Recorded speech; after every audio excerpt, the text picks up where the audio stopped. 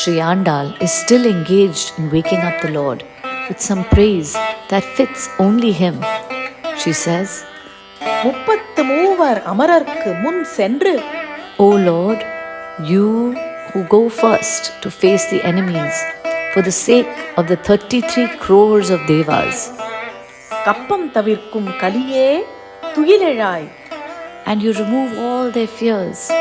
O protector of the devas, please wake up from your sleep.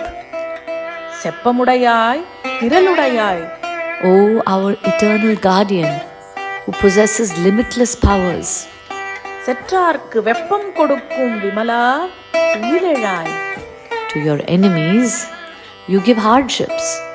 O the pure one, please wake up.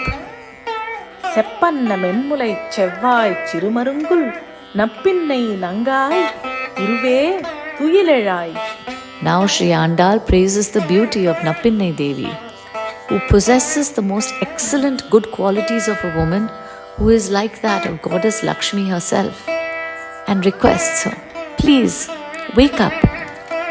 உக்கமும் தட்டொளியும் தந்து உன் மணாளனை போதே எம்மை நீராட்டேலோர் எம்பாவாய்.